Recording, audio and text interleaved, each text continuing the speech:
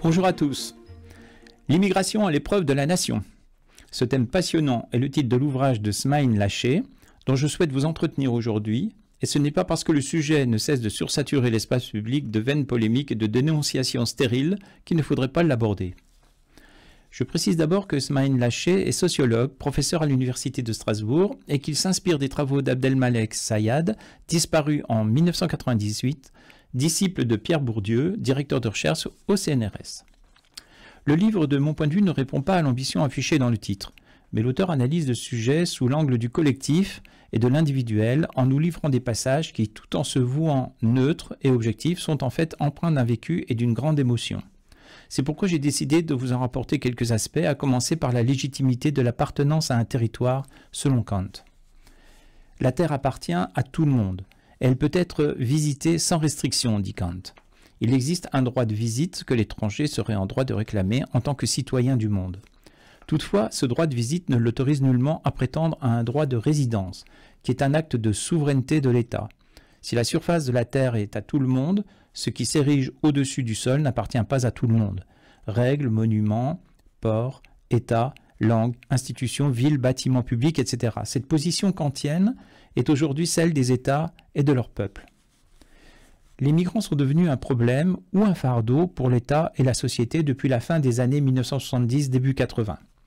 Avec la fermeture des frontières, conjuguée aux révolutions technologiques, aux nouveaux procédés de production et à la montée du chômage. Une nouvelle figure du migrant est apparue sous la forme de l'immigré clandestin, en liaison avec le travailleur clandestin. Cependant, toutes les irrégularités ne suscitent pas les mêmes réprobations et les mêmes indignations.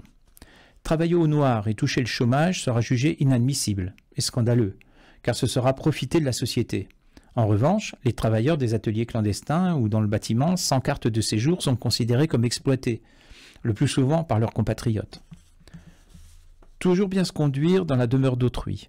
L'irrespect de cet impératif est en soi l'équivalent d'un délit, et c'est probablement le seul que la société ne pardonne jamais, car il est perçu et vécu comme une violation de l'intérieur, une trahison de la confiance accordée. Le processus qui a cours depuis des décennies est l'effritement de liens de dépendance salariale, laissant apparaître d'autres critères fondés sur les affinités électives, une volonté délibérée d'adhésion à telle ou telle vision du monde. Ce qui s'est érodé et même profondément abîmé, c'est la confiance des uns envers les autres. Le sens d'un destin commun fut au fil des ans de moins en moins perçu comme légitime, comme nécessaire et vital pour la cohésion sociale et nationale. Lorsque la relégation aux marges du champ social, économique et politique est ressentie comme un mépris de classe ou une suspicion ethnique, lorsque le nom propre devient un indicateur de disqualification, alors on sort du jeu, parce que les dés sont pipés et il ne reste plus que le repli sur soi, un décrochement du monde et une réduction égocentrique des intérêts selon la formule « à chacun ses problèmes ». Le plus souvent, contrairement à une idée largement répandue, ceux qui doivent quitter leur pays, quelles qu'en soient les raisons, ne le quittent pas pour un pays précis, mais pour aller n'importe où. En fait, ce n'est pas partir n'importe où, mais c'est partir pour un pays qui ne ressemble pas au sien. Le clandestin, pendant sa traversée, se refuse consciemment à penser à la pénibilité et au risque du trajet, au profit du moment tant attendu de l'arrivée. Une fois arrivé, il devient un clandestin. Le clandestin devient pour tout le monde un clandestin quand il cesse d'être mobile, quand volontairement ou contrarié, il s'immobilise. Viennent alors les questions. Qu'est-ce que l'on cède? Qu'est-ce que l'on perd quand on devient étranger? Mais surtout étranger à soi-même.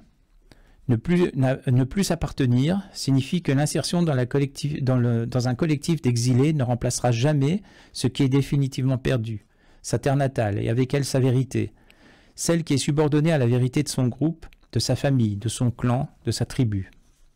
Le moindre regard porté sur lui rappelle qu'il est envisagé comme celui qui n'était pas là depuis le début. Ces contradictions intimes viennent se loger, s'enfuir au plus profond de son corps, de son psychisme, de ce mensonge à soi et aux autres absolument nécessaire pour continuer à se respecter et à se faire respecter, mais aussi pour dissimuler ses souffrances. La question n'est donc pas de savoir si c'est juste ou non, si c'est bon ou mauvais. L'enjeu est de savoir comment se délester d'une partie de soi-même, de ce poids trop lourd à porter. La volonté qui nécessite de vouloir connaître le monde dans lequel on vit doit s'interpréter comme la recherche de la vérité de ce que l'on est, de ce que l'on vit, des choix à faire pour soi et pour les siens, de ce qu'il faut préserver, rejeter ou abandonner. Cette expérience consiste à vivre dans un monde sans place assignée dans les classements sociaux. Les émigrés deviennent des immigrés sans jamais se débarrasser de leurs conditions d'émigrés. Pour les parents, c'est vivre dans un monde sans y appartenir.